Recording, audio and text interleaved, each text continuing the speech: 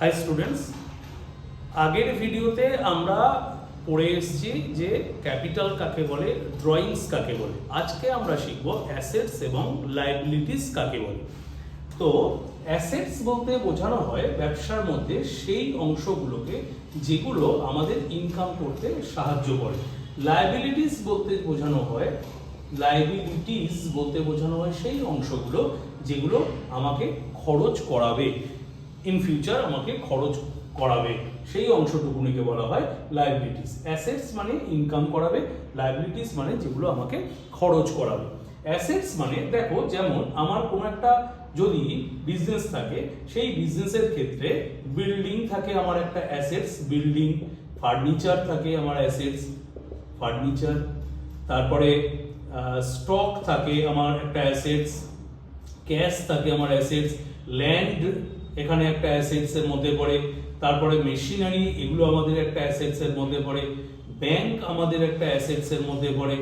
যদি কোনো রকম ভাবে ইনভেস্টমেন্ট হয়, সেগুলো আমার অ্যাসেটস এর মধ্যে পড়ে। অর্থাৎ এগুলো কিন্তু ছাড়া ব্যবসা জেনারেলি পক্ষে করা যায় না। অর্থাৎ অ্যাসেটস কিন্তু ব্যবসার ক্ষেত্রে থাকতেই হবে। এবার যেগুলো সরাসরি খুব সহজে ক্যাশে পরিণত করা যায় না, ডেইলি ইউজেবল জিনিস, অথচ ঝপ করে সেটাকে কোনো রকম ক্যাশে পরিণত করা যায় না, তাদেরকে বলা হয় ফিক্সড অ্যাসেটস। এগুলোকে তোমরা বলবে স্থায়ী সম্পত্তি বা ফিক্সড অ্যাসেটস। আর যেগুলোকে ক্যাশে সরাসরি পরিণত করা যায়, স্টক বিক্রি করতে পারি, অর্থাৎ যদি কোনো মালপত্র আর কি দোকানে কোনো রকম থাকে, বা কোনো রকম ডেটর্স, আমি কোনো একটা লোকের কাছ থেকে টাকা পাই, বললাম আপনি আমাকে একটু টাকাটা দিন, আমার ব্যবসার ক্ষেত্রে দরকার। ক্যাশ বা ব্যাংক তো অবভিয়াসলি এগুলো হচ্ছে লিকুইড। তো সুতরাং এই জিনিসগুলোর থেকে আমরা সরাসরি কিন্তু সহজে টাকা এনক্যাশ করতে পারি। তাহলে এই জিনিসটাকে বলা হয় কারেন্ট অ্যাসেটস, কারেন্ট অ্যাসেটস বা চলতি সম্পত্তি। এই চলতি সম্পত্তির মধ্যে ক্যাশ এবং ব্যাংক, এই দুটোকে হচ্ছে বলা হয় লিকুইড অ্যাসেটস, অর্থাৎ তরল সম্পত্তি বলা হয়। এছাড়াও আরেক ধরনের অ্যাসেটস ব্যবসার মধ্যে থাকে যেগুলোকে স্পর্শ করা যায় না, অর্থাৎ এরকম ভাবে টাচ করা যায় না। যেমন গুডউইল, ব্যবসার সুনাম, কপিরাইট,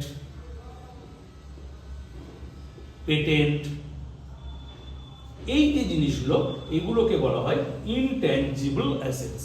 তো জেনারেলি পক্ষে অ্যাসেটসকে প্রথম আজকে আমরা পড়লাম যে assets generally fixed assets, current assets, অথবা হচ্ছে লিকুইড অ্যাসেটস, তার মধ্যে একটা part liquid, LIQUID, liquid assets. আর এর ক্ষেত্রে বললাম ইনট্যানজিবল অ্যাসেটস। এরকম ভাবে আমরা অ্যাসেটসকে ভাগ করলাম।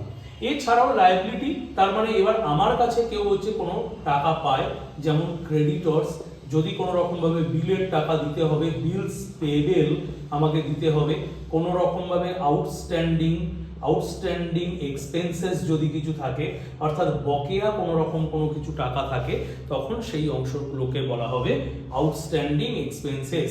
অর্থাৎ যেমন ইলেকট্রিক বিল, ভালো করে ভাবো, ইলেকট্রিক বিল আমরা আজকে পড়াচ্ছি, কিন্তু ভবিষ্যতে কিন্তু আমাকে পেমেন্ট করতে হবে। তাহলে ইলেকট্রিক বিলের যে টাকা, সেই ইলেকট্রিক বিলের টাকাটাকেও বলা হবে কিন্তু আমাদের লায়াবিলিটিস, অর্থাৎ পরে আমাকে দিতে হবে, আই হ্যাভ টু পে। সুতরাং সেটাকে বলা হয় লায়াবিলিটি। এগুলোকে বলা হয় নন কারেন্ট লায়াবিলিটি, এগুলোকে বলা হয় নন কারেন্ট লায়াবিলিটিস। তো কারেন্ট লায়াবিলিটিসও আছে।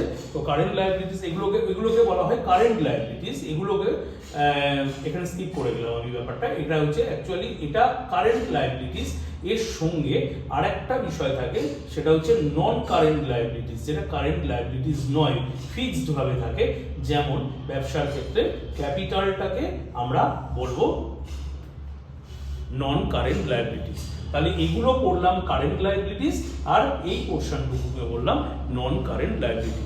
তো দেখো, একটা সুন্দরভাবে একটা পার্থক্য তোমরা করতেই পারবে, লায়াবিলিটিস কোনগুলো এবং অ্যাসেটস কোনগুলো। অ্যাসেটস এর ক্ষেত্রে আমাদের ইনকামগুলো ভবিষ্যতে করতে সাহায্য করে, আর এর ক্ষেত্রে হচ্ছে খরচগুলো করতে, আলটিমেটলি আমরা যদি ভবিষ্যতে যখন খরচ করতে হবে, এগুলো থেকে আমাকে করতে হবে। তাহলে অ্যাসেটস এবং লায়াবিলিটিসের একটা সুন্দর সিনারিও নিজেদের কাছে তোমরা সুন্দর করে একটু খাতার মধ্যে করে রেখে